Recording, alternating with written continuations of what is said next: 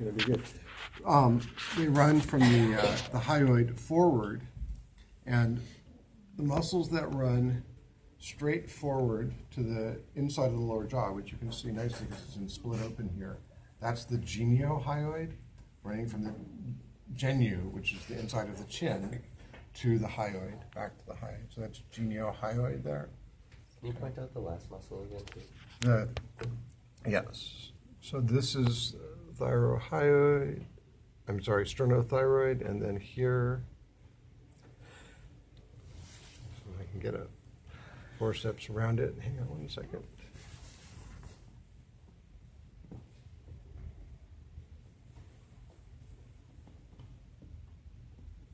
Well, you can kind of point to it. It's this one right in here. That's the thyrohyoid. Okay. And this is the hyoid bone itself. And this is the thyroid cartilage. So it's just running like that between them.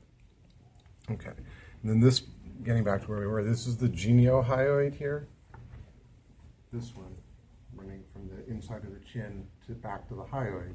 And then there's a genioglossus, which if you look deep to geniohyoid, you can see fibers that are here running up into the tongue itself. Do you see those fibers? That's genioglossus.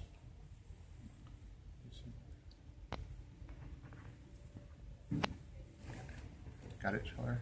Mm-hmm. Okay. That's the genioglossus right there. Okay. And that's it for the hypobranchial muscles. Okay. And then the last group of muscles are the branchiomeric muscles. Okay? And remember, those are divided by whichever arch we're concerned with. So we have, what are our arches? Mandibular arch, hyoid arch, and branchial arches. Okay. So I think we can see this better on the cat. Yeah. It's not been split open in the middle. If you look on the underside of the lower jaws, what you'll see is two kind of strap-like muscles running along just inside the rami, the lower jaw, and then a thin sheath that runs across the midline. And this one that runs across the midline is basically homologous with the intermandibularis, but in mammals it has a different name. It's called the mylohyoid. And so that's this one that's running across the midline like this here. This is the mylohyoid. Okay, it's a very thin sheet of muscle. And all those hypobranchial muscles, the geniohyoids in particular, are just deep to it or underneath it. That's mylohyoid there. Okay. And then we have the anterior part of the digastric, and that's this muscle that runs along here on the sides just next to the mylohyoid. And that's also a mandibular arch muscle, really also derived from intermandibularis. It's this one right here. So this is the anterior digastric muscle. That. Okay. Also mandibular are the jaw muscles. Okay, kitty, you're going to be difficult, are you? Well, you certainly see a masseter. The temporalis is not really well. A second on that one. Good. Oh, there we go. We're going to go to our mink for this because it's much better. So, two main jaw closing muscles in mammals, the masseter and the temporalis. And the temporalis comes off the temporal fossa region of the skull from that temporal line that we saw on the side of the skull. That's where it's originating, and all along the temporal bone. Big surprise. And its tendon runs down behind the zygomatic arch to insert onto the lower jaw and the coronoid process of the lower jaw.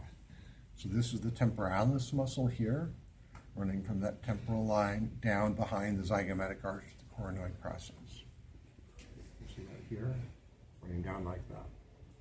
Okay. The masseter, by contrast, arises from the zygomatic arch and runs down to the angle of the lower jaw, the back corner of it. So that's masseter. It's the kind of right on the cheek here. Okay. Pretty straightforward, yeah? Okay, so those are the main jaw closing muscles.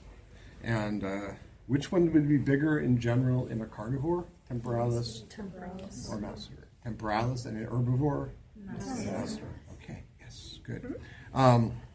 Okay, and that's all the mandibular arch musculature.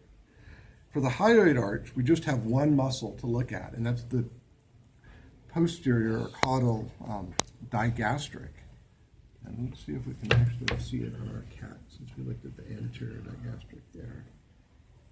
Not very happy with it there. We'll find it on one of these guys. Ouch. You do bite.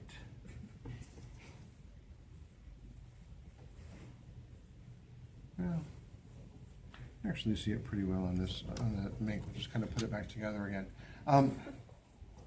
So here's the anterior digastric that we already saw. Back here is the posterior digastric coming off the back of the skull, and they're continuous with each other. You can actually see a little tendinous intersection right there where they meet. So this is anterior, posterior digastric. And the posterior digastric, which is back here, is a hyoid arch muscle. Anterior is mandibular arch, and they meet right there at that junction. You guys, here, this is the posterior digastric to here. This is anterior digastric. And this muscle in general is coming from the back of the skull and inserting onto the inside of the lower jaw, and it's the main jaw opening muscle. Now, generally it doesn't take a lot of effort to open your jaw. Gravity's on your side. You just relax everything and your jaw falls. But you actually do have the ability to do this more forcefully. So, if you put your arm under your chin and then try to lower your jaw, you can actually do that. And that's digastric that's doing it. It's not super powerful, not like the jaw closing muscles, but it is there. And do you remember in the Necturus there was a muscle called the depressor mandibulae? Mm-hmm. The posterior part of the digastric is homologous with depressor mandibulae. That's a hyoid arch muscle. Anterior digastric is derived from intermandibularis. And in mammals, they've kind of joined together to form this one single muscle, digastric. Okay, that's everything.